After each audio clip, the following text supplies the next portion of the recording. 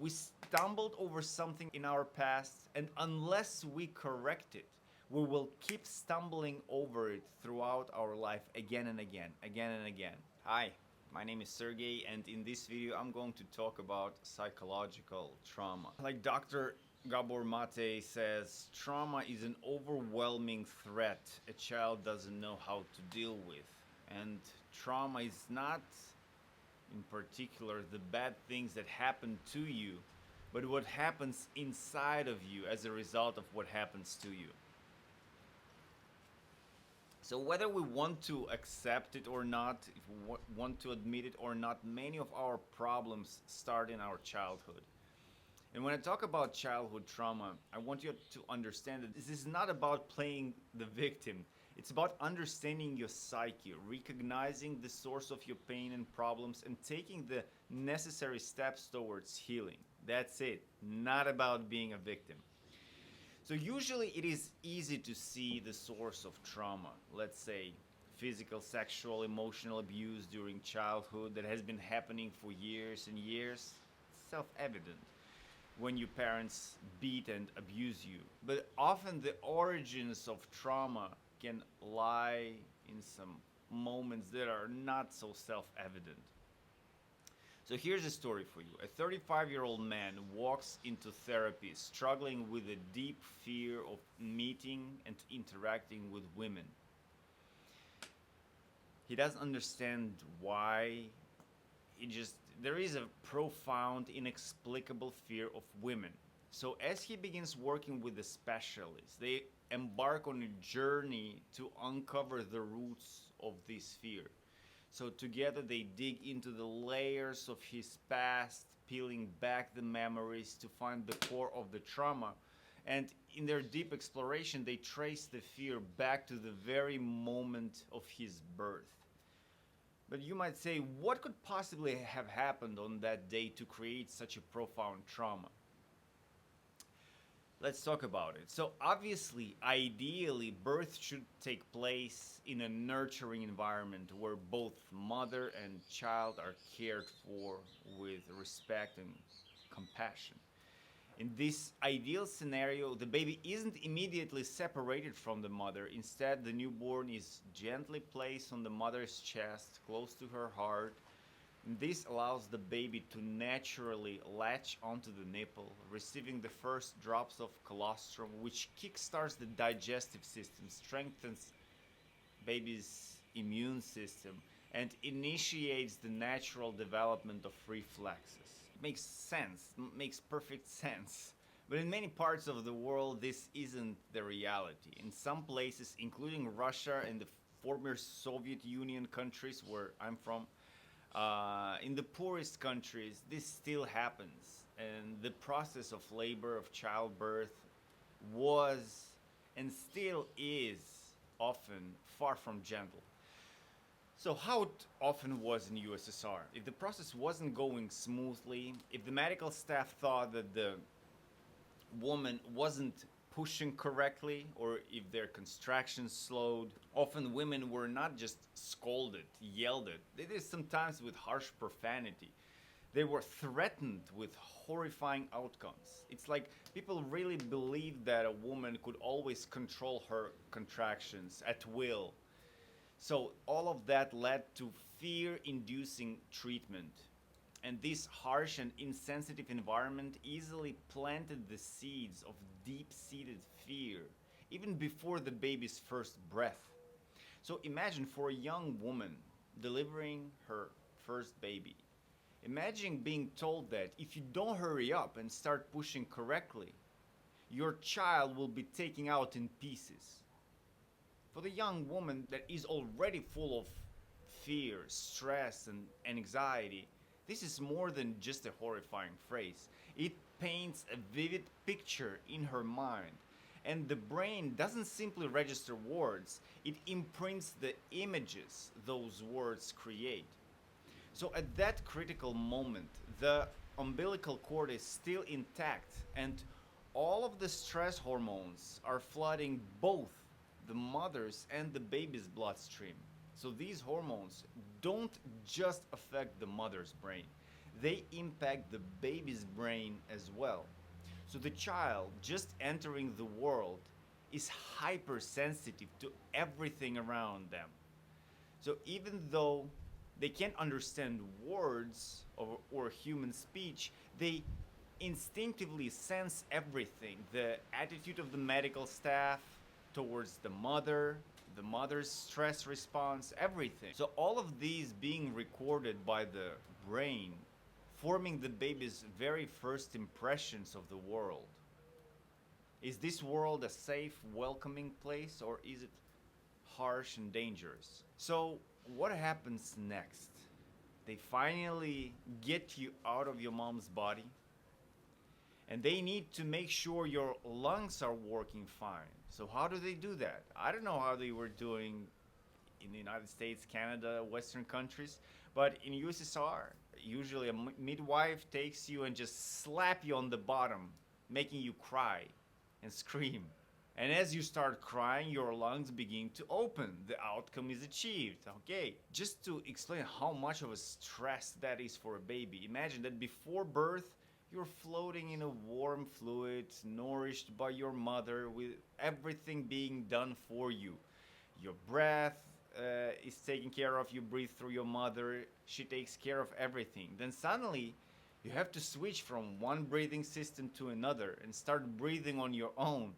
It is a huge stress, to say the least. On top of that, more stress is being added to the baby and the mother. So just moments after birth, the child is placed on a cold metal surface, that's how it was in USSR, and is taken away from the mother to an unknown place. They need to check everything, blood levels, everything. Sometimes for 30, 40 minutes. And this sudden separation from the mother becomes a significant psychological trauma by itself. It's a disruption of a natural order. The first thing the baby needs after birth is to connect with their mother, to feel her presence and warmth. But instead they are met with isolation and uncertainty. So in those crucial first moments, the child again learns a harsh lesson about the world and life. Safety can be taken away in an instant. So next, after being separated from their mother and already feeling stress and fear, the baby is swaddled. That's how they do it in Russia. By those midwives, especially if it's done aggressively and forcefully, and that has often been the case. Just imagine, you just entered the world, endured immense stress, and finally you feeling the freedom to move your arms and legs. Yes, your brain hasn't yet learned to coordinate these movements properly, so your first movements are chaotic and spontaneous. You might be thinking that, okay, this is a stretch. Like, how can this be a traumatic experience? But as a child, this is your first taste of freedom, the absence of any restrictions. And in an instant, that freedom is taken away. You're being swaddled like a mummy. So the child, already stressed and fearful, especially if it's done forcefully, aggressively, it can really add yet another layer of trauma. And unconsciously, it can link this fear to the figures around you, the midwives, the women in the room. So this association sticks, embedding deep fear within their psyche. And as the baby boy grows into a man, this early experience evolves into something much bigger. An inability to approach or connect with women, a fear of intimacy, social anxiety, and other related issues. And it all traces back to the very first moments. The anxiety he feels is a strategy, a defense strategy formed to avoid meeting women.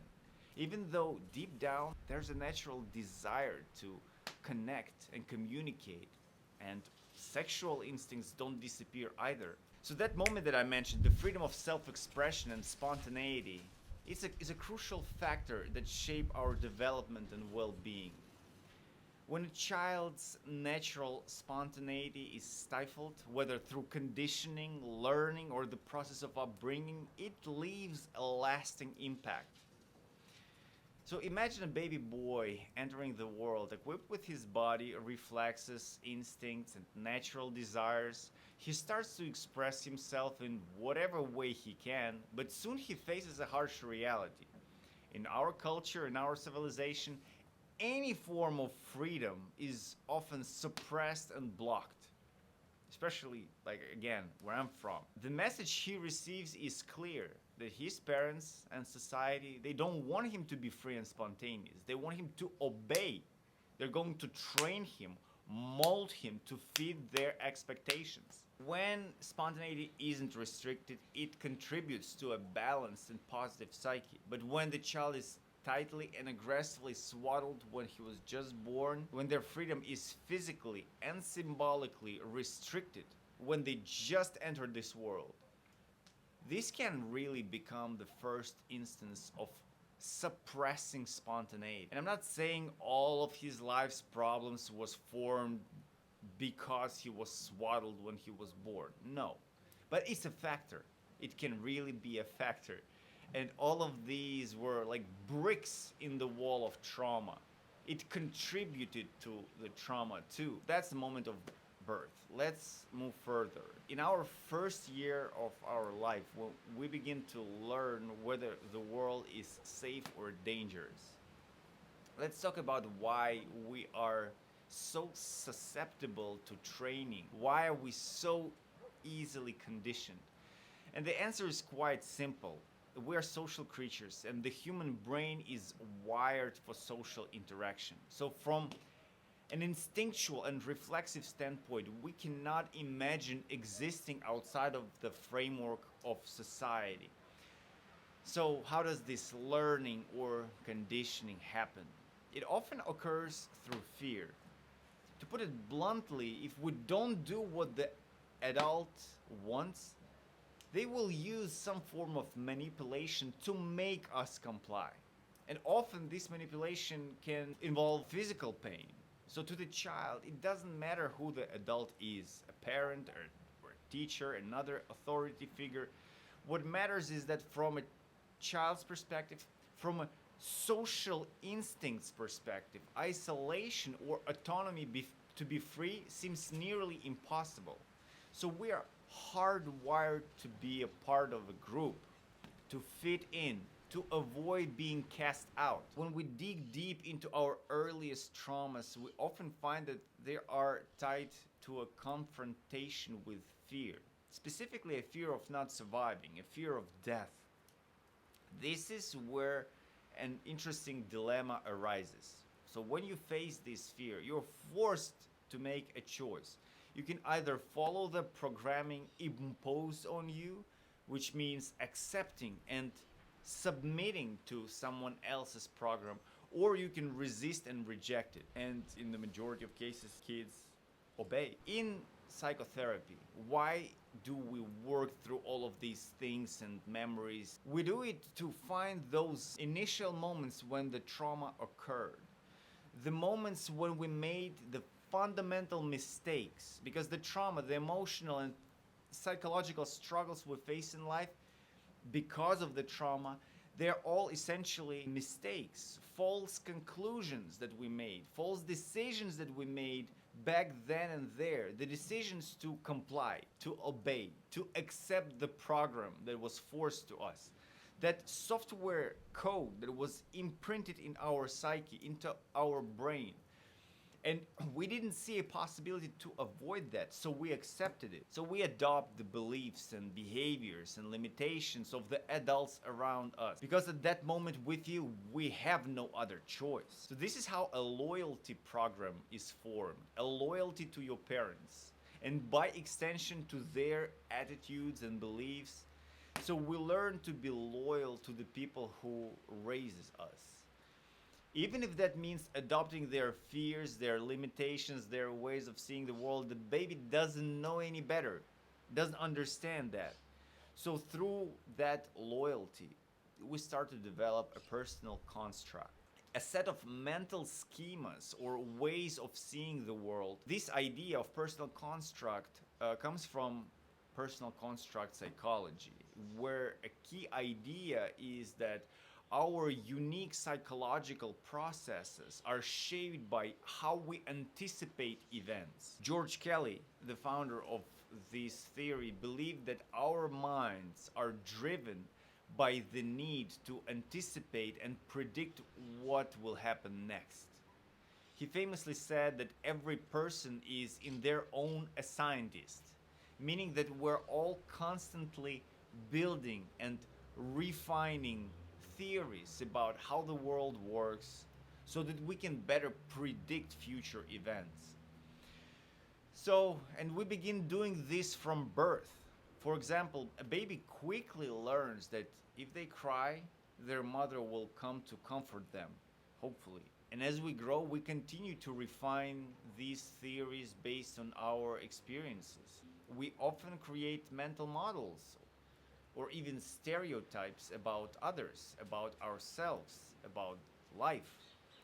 And these constructs help us predict how people will act, giving us a sense of control. A construct is like a mental scale with two opposite points, such as happy and sad.